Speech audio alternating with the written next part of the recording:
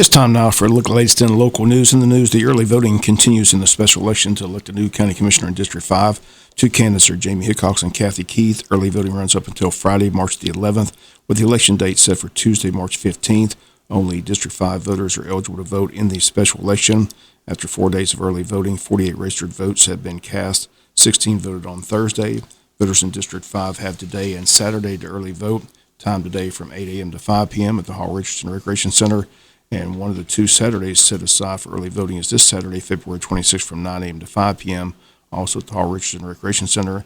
District 5 has 3,599 registered voters, so it appears this special election looking at a low percentage of voters turnout for the election. We encourage all District 5 voters to get out and vote. Once again, the early voting taking place at the Hall Richardson Recreation Center, which is located at 644 North 4th Street in Jesup. The total vote again after 4 days, 48 votes have been cast. District Attorney Keith Higgins announcing the results of two criminal jury trials which were held in Wayne County during the week of February 14th to the 17th before visiting Judge Kathy Palmer. Took place in Wayne County Superior Court. Robert Evans, Sr., age 58, from Wayne County, was convicted of aggravated assault and possession of a firearm during the commission of a felony following the March 26, 2019 shooting death of his nephew, Spence Pierce, age 19, at his home in Scriven, Georgia.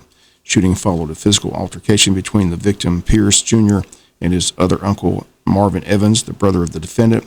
Following the altercation, where Marvin Evans suffered a laceration with bleeding over each eye, he went into his bedroom, locked his door, and called the police and his brother, defendant Robert Evans. The defendant drove from Jesup to Scriven. Arriving at the residence before the police, the defendant allegedly walked up to the porch with his gun in his hand, confronted his nephew, who had invited him up onto the porch so he could tell him what happened. According to two eyewitnesses, who were both family members, the defendant pointed the gun at the victim, shot him without provocation. The month of February is Black History Month. The Wayne County High School is presenting a Black History Month program tonight at the high school auditorium. It's free and open to the public. Don't have any other details. Again, it takes place at 6 p.m. Again, it's open and free to the public. Wayne County Board of Education met this past Tuesday. On the agenda was a report on their Capital Outlay Committee, which has been meeting for the past several months to look at and discuss the future of facilities in Wayne County, especially the future of a new football stadium. East Splosh would be needed. The current East Splosh doesn't run out until the year 2023, and a new East Splosh doesn't take effect until the year 2024. In 2023, people will vote to hopefully continue the 1 cent penny for education, which this past East Splosh has helped build several schools in the county. Now that the schools have been built, the hope is that the next East Splosh will generate enough funds for other projects, and Capital Outlay Committee discussing a new football stadium. But at Tuesday's school board meeting, board member Ray Davison wanted to make it clear the new stadium is not at the top of the priority list, that classrooms and education take top priority. Here he was emphasizing that point at Tuesday's meeting. Classrooms and educational facilities will take precedence over any athletic money that is to be spent. So just want to make sure the folks out in the community know that our priority is and always will be education and facilities for education. But at the same time, we recognize the need for upgrading some of our sports facilities. But we feel like we got the priority correct. We emphasize classrooms and academic type needs ahead of the sports facilities. But I want to thank all the citizens of our community who served on that committee. I want to thank the superintendent and our chairman for allowing us to take on this endeavor. And again, many thanks to the folks who participated.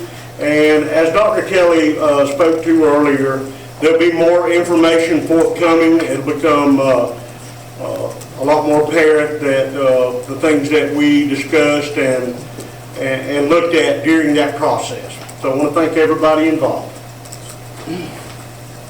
Also, Board, I did provide you with send you an email, and that's just a copy of the current East Splosh as it was presented on the ballot, and also provide you with the election results so that we can start reviewing those things and start working on how we're going to work with our East Splosh campaign committee to help us educate our voters and this community about our future East Splosh.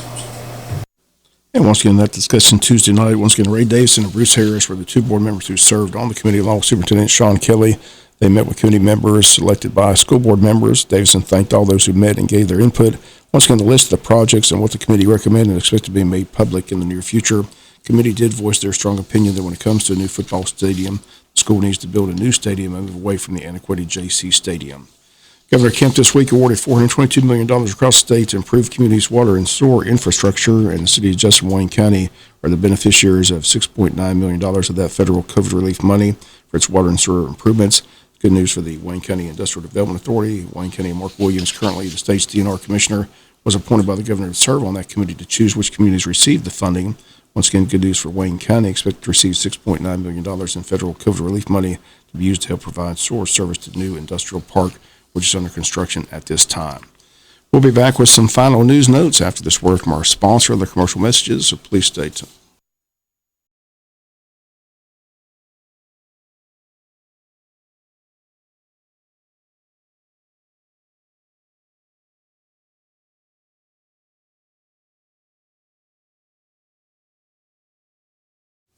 Final notes and news. Have you purchased your Girl Scout cookies yet? If you have not, it's that time of year. Local Girl Scouts in Wayne County will be at the farmers market this Saturday selling those cookies from 9 to 1 p.m. Plenty of choices this year. Come on and support the Girl Scouts in Wayne County. Purchase some cookies. Most are $4 per box. And that's Saturday. That's this Saturday at the farmers market from 9 to 1. Girl Scout cookies on sale.